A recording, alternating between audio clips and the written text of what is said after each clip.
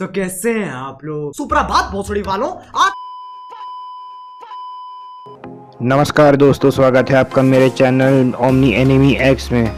आज के इस वीडियो में मैं एक नई सीरीज शुरू करने जा रहा हूँ, मूवी एक्सप्लेन सीरीज या यूं कहे एनिमी एक्सप्लेन सीरीज। आप जो भी एनिमी या मूवी का नाम देंगे मैं उसका एक्सप्लेनेशन आपके लिए लाऊंगा। तो आज के इस वीडियो में पब्लिक की डिमांड से आज मैं आप सबके लिए डेथ नोट का एक्सप्लेनेशन लेकर आया हूं। तो मैंने भी डेथ नोट नहीं देखी है, इसलिए मैं एक एपिसोड देखूंगा उसको समझाऊंगा, फिर एक एपिसोड देखूंगा उसको समझाऊंगा। ऐसा करते करते ये सीरीज खत्म करूंगा। गांड में उंगली करना बंद करो और शुरू करते हैं बिना किसी बॉलीवुड के।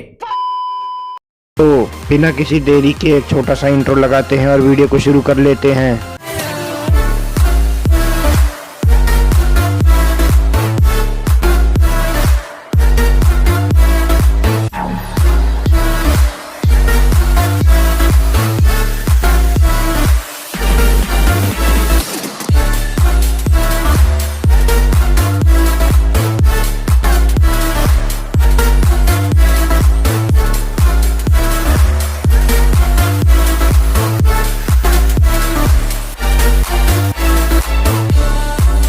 एनिमी की स्टार्टिंग में हमें दिखाया जाता है शिनिगामिस की दुनिया, जहां एक शिनिगामी दूसरे को अपने साथ बैठने के लिए बुला रहा है, लेकिन वो नीचे पृथ्वी की तरफ देख रहा है। आप इन शिनिगामिस को यमराज से कंपेयर कर सकते हैं, क्योंकि ये भी मृत्यु के देवता हैं।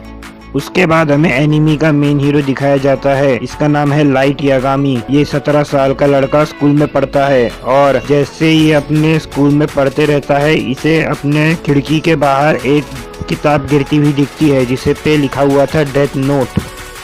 ये डेथ नोट लाइट को बहुत अजीब लगती है और वो उसे उठा लेता है और उसके बाद उस पर लिखे सारे इंस्ट्रक्शंस पढ़ लेता है।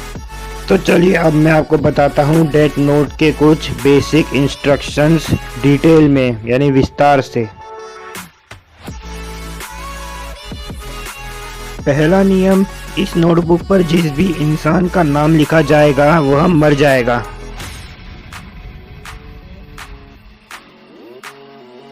दूसरा नियम, यह नोटबुक तब तक प्रभावी नहीं होगी जब तक लेखक के दिमाग में आरोपी का नाम लिखते वक्त उसका चेहरा ना हो, ताकि समान नाम वाले लोग उससे प्रभावित ना हो। तीसरा नियम, यदि मृत्यु का कारण व्यक्ति का नाम लिखने के 40 सेकंड के भीतर लिखा जाता है तो वह उसके हिसाब से मरेगा। उदाहरण के लिए, अगर आपने व्यक्ति के नाम के साथ लिखा कि वह गाड़ी से टकराकर मरेगा तो वैसा ही होगा।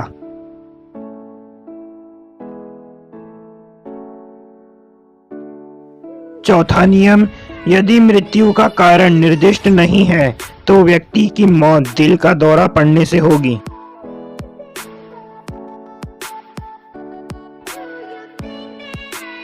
नंबर 5, मृत्यु का कारण लिखने के बाद मृत्यु का विवरण अगले 6 मिनट और 40 सेकंड में लिखा जाना चाहिए। मतलब मौत कैसे, कब और कहां होगी ये आपको लिखना पड़ेगा।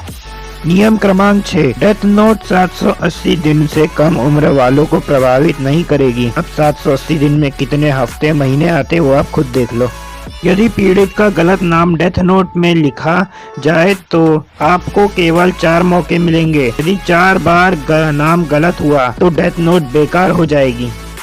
नियम क्रमांक 8, यदि डेथ नोट खो जाता है या चोरी हो जाता है तो डेथ नोट के स्वामी को उसे 490 दिनों के अंदर वापस लाना होगा, वरना डेथ नोट अपने स्वामी को त्याग देगा। मतलब डेथ नोट का असली स्वामी उस पर से अपना स्वामित्व खो देगा।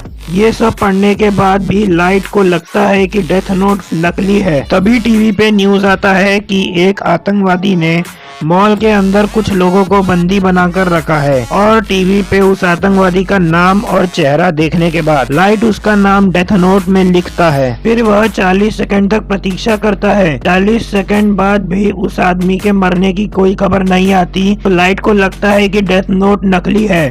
लाइट टीवी बंद करने जाता है, लेकिन तभी वह टीवी पे देखता है कि सारे बंधक बाहर आ रहे हैं और न्यूज रिपोर्टर बोलता है कि हमारी नई सूचना के अनुसार वह आतंकवादी हृदय का दौरा पड़ने से मर गया है।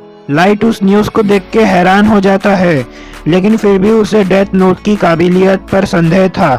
लाइट डेथ नोट का प्रयोग एक और बार करना चाहता था ताकि अपना संदेह दूर कर सके। तभी उसकी माँ उसे बाजार से सामान लाने के लिए कहती है। लाइट डेथ नोट को अपने साथ लेके जाता है। जब वह मॉल में जाता है तब वह देखता है कि कुछ गुंडे एक लड़की को छेड़ रहे थे और छेड़ते समय वो एक दूसरे का नाम ले रहे थे। लाइट के लिए डेथ नोट को चेक करने का इससे अच्छा मौका नहीं था।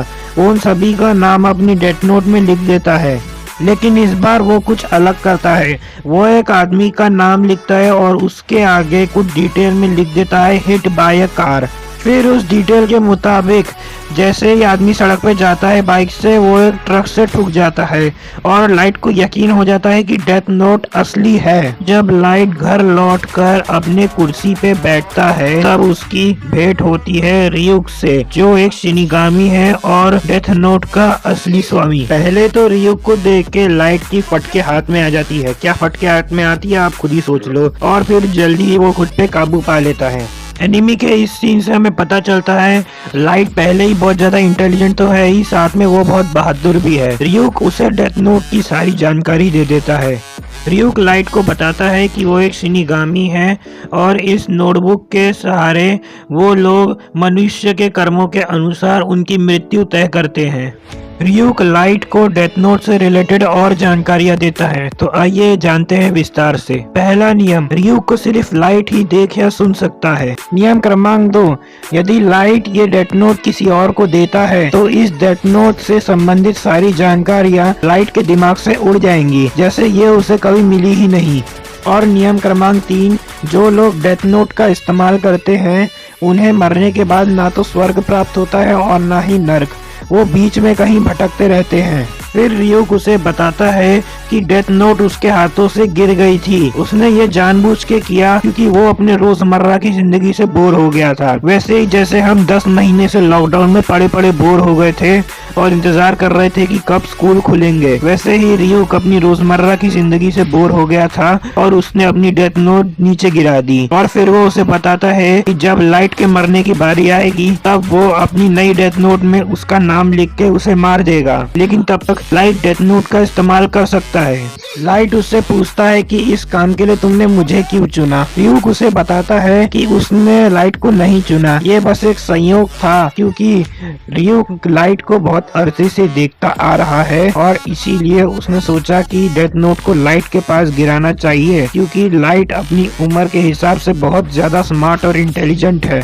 लाइट रियुक से कहता है कि अगर मैंने डेथ नोट में आरोपी के नाम के साथ मरने का कारण नहीं लिखा तो वो हार्ट अटैक से मर जाएगा, और यही बात मुझे डेथ नोट की सबसे अच्छी लगती है। लाइट रियुक से कहता है कि वो डेथ नोट को इस्तेमाल करेगा, वो भी अपनी रोजमर्रा की जिंदगी से बोर हो गया है। तब तो अच्छा हुआ कि लाइट 2020 में पैदा नहीं हुआ, वरना ये तो आधी पृथ्वी को डेथ नोट में लिख के खत्म कर देता। लाइट रियुक से कहता है कि मैं इस डेथ नोट का इस्तेमाल करके इस दुनिया के सारे अपराधियों का नाम लिखूंगा, जिससे कि एक अपराध मुक्त दुनिया बने और लोग अमन से जी सके। लेकिन लाइट ये बात भूल गया कि इस दुनिया में हर कोई एक जैसा नहीं होता। कई अपराधी अपराध करने के बाद सुधर भी जाते हैं, और अगर कोई अपराध करके सुधर नहीं रहा तो उसे सुधारने का काम कानून का है, किसी 17 साल के बच्चे का नहीं। हमें बचपन से सिखाया जाता है कि अपराध से नफरत करो, अपराधियों से नहीं, क्योंकि अपराधी कभी ना कभी सुधर जाते हैं। लेकिन लाइट ऐसा बिल्कुल नहीं मानता। उसे लगता है कि वो अपराधियों को मार के एक अमन बसंत जगह बना रहा है, लेकिन असल में वो खुद एक अपराधी बन जाता है और उसे ये बात पता ही नहीं चलती। और फिर यहाँ से शुरू होता है लाइट यागामी का अंधकार से भरा सफर। उसे लगता है कि वो अपराधियों को मार के एक अपराध मुक्त दुनिया बना रहा है, लेकिन असल में ऐसा करके वो खुद अपराध को बढ़ावा दे रहा है, क्योंकि अपराधियों को सजा देने का काम कानून का है। आपको क्या लगता है, क्या लाइट जो कर रहा है वो सही है? क्या इस तरीके से अपराधियों को जान से मारना एक अपराध मुक्त दुनिया को बनाने का कदम है? आप अपने विचार कमेंट सेशन में बता सकते हैं। तो दोस्तों, आज की वीडियो यहीं खत्म होती है। मैं इसके आगे के और भी एपिसोड्स आपको एक्सप्लेन करके दूंगा और साथ ही दूसरे टॉपिक्स पे भी आपके लिए वीडियो लाऊंगा। तो अगर आपको ये वीडियो अच्छा लगा, वीडियो को लाइक कर देना, चैनल को सब्सक्राइब करके बेल आइकन दबा देना, ताकि हमारे चैनल की न्यू वीडियो की नोटिफिकेशन आपको सबसे पहले मिले। मिलता हूँ आपसे नेक्स्ट ऑसम वीडियो में, तब तक के लिए जय हिंद, जय भारत, वंदे मातरम। एक ज़रूरी बात आप सबके लिए, रोज़ संडे को 12:30 बजे बेंटन ब्लॉकबस्टर आता है, तो उसे ज़रूर देखना और बेंटन को टीआरपी देना।